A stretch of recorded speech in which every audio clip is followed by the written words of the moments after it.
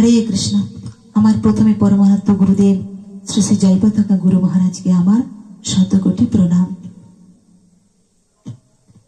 যা কিছুই বলি না কেন আমার গুরু গোবিন্দের কৃপাতেই আমি যত সামান্য বলতে পারি, নাইলে আমি কিছুই বলতে পারতাম না। হরে কৃষ্ণ। ৩রা মার্চ 18 ফাল্গুন মঙ্গলবার, চন্দ্রগ্রহণ 3:20 PM থেকে 6:48 PM অবধি এই গ্রহণ থাকবে।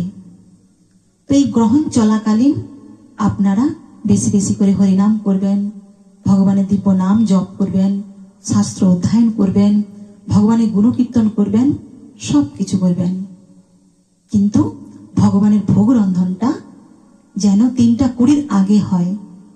আর ওই দিনকে তো চৈতন্য মহাপ্রভুর আবির্ভাব তিথি, যার জন্যে ভগবানের ভোগ রন্ধনটা যেন 3:20 আগে হয়, কিংবা 6:48 পর যেন হয়।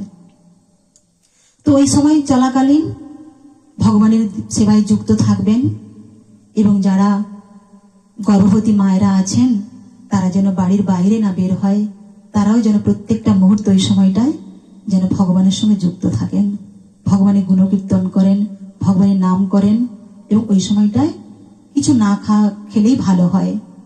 ওই সময়টা একটু খাওয়াটা আপনারা একটু বন্ধ রাখবেন, এবং কোনো কারোর সঙ্গে তর্ক বিতর্ক করা, ঝগড়া করা, কোনো সম্পর্কে লিপ্ত হয়ে যাওয়া, এইসব থেকে একটু বিরত থাকবেন।